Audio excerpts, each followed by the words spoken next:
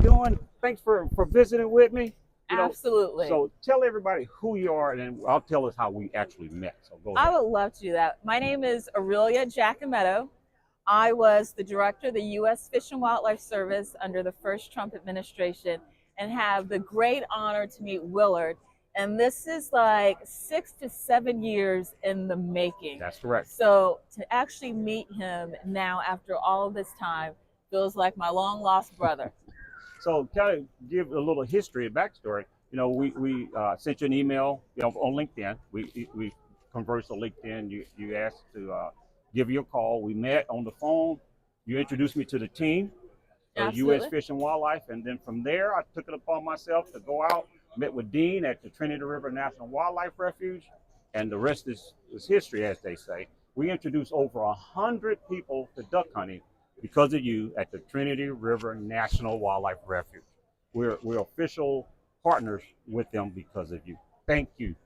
I mean, thank you very, very much. I appreciate it.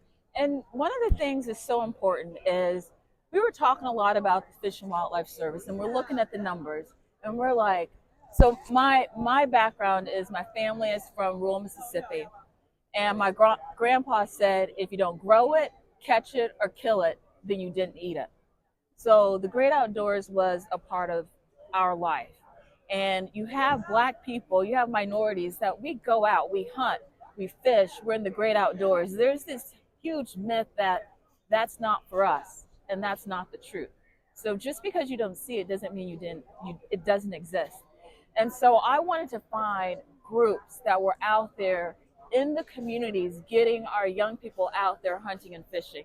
So I went online and I was searching, and that is how I found Willard. So he didn't know me from anyone, and that is how I connected. And I'm glad that he trusted me to connect when I reached out, and that meant so much because he was making a difference then and just has exploded. And I'm just appreciative of our friendship. When I saw the email from the director of the United States Fish, what did I do?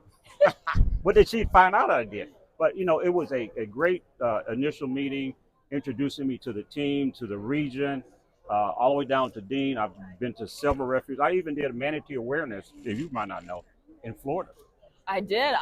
I mean, you're see, really I good about doing stuff online, so I follow. Yeah, wonderful. So I was able to do all that. We actually got an award from your predecessor, Martha, for introducing 65 people to duck hunting for the first year. So I actually went up to Phoenix and they presented me with an award.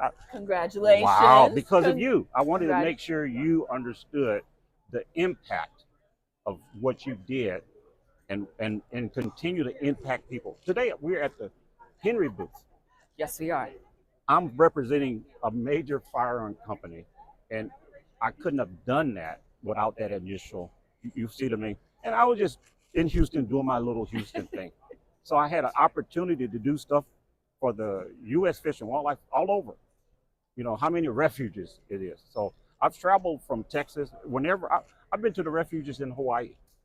I haven't even made it to Hawaii yet. Refuges, 3 of them. Man.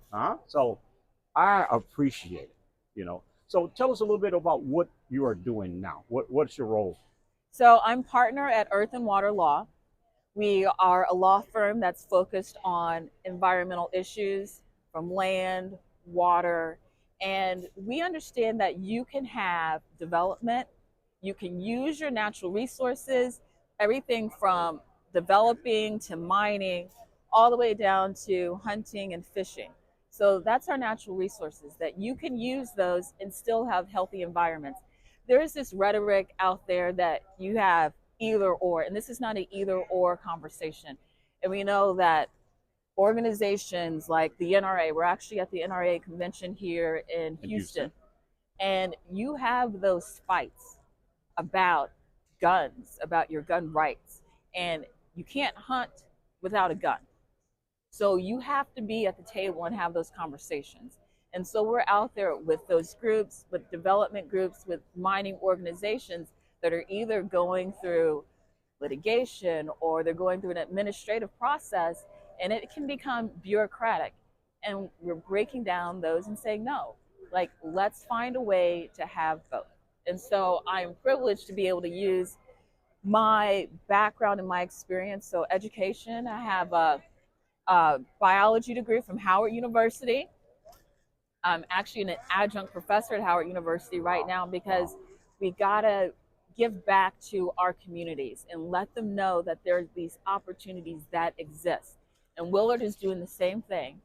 And got my master's from uh, Purdue University in molecular genetics. I worked for a few years and then got my law degree at University of Kentucky. So using my education, my experience in the real world, tying that all together to be able to help youth all the way up to organizations and companies to say we can have the great outdoors and we can have development at the same time.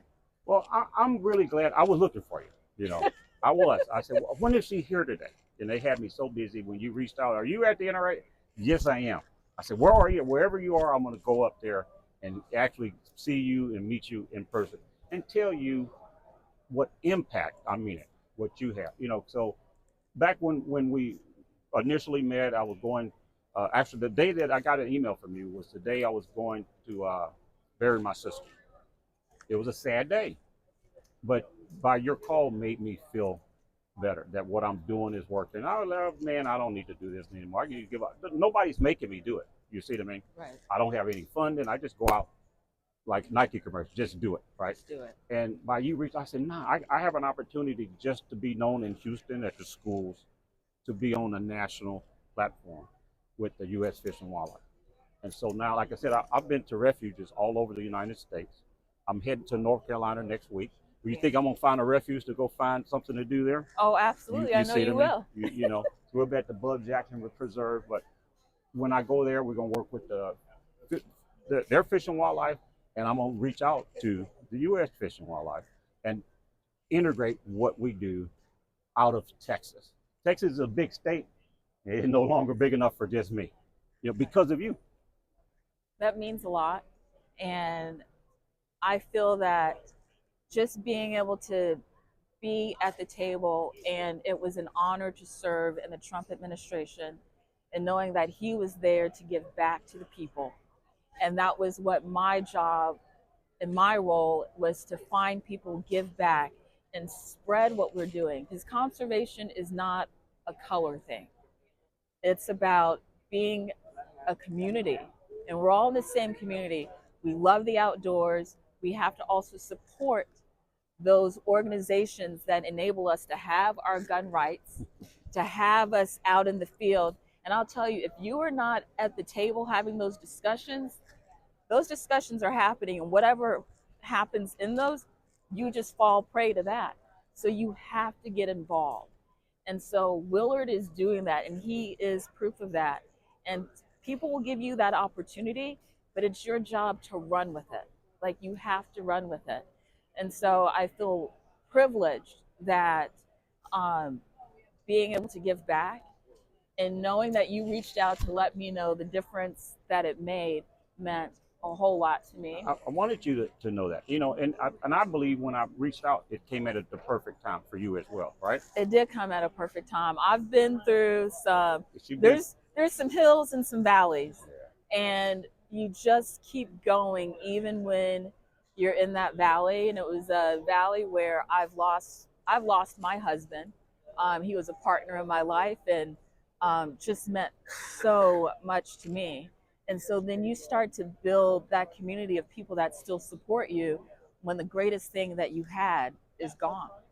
And so it was great to hear from him during that time when you're like, wow, what do you do?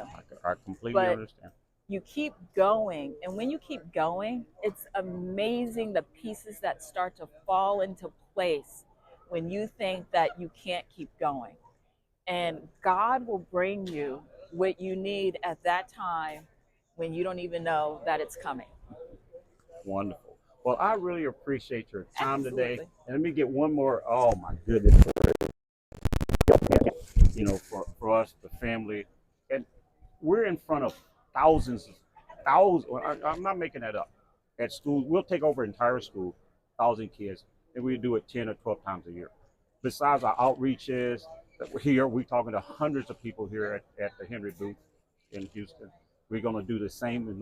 They invited me to North Carolina to bring what I'm bringing there. And I'm going to reach out Please to do. many different groups. Please continue to do will. that. And you owe me a fishing trip. Don't worry, I got that. I thought you forgot about that. Oh, no. How long you'll be in town? Well, I leave tomorrow. Okay, but, come back. But it's just a plane ride away. Oh, hey, you It's just a have plane an ride. open invitation. Thank you. To come out, go fishing. I would love that. All right. Thank you. Thank you.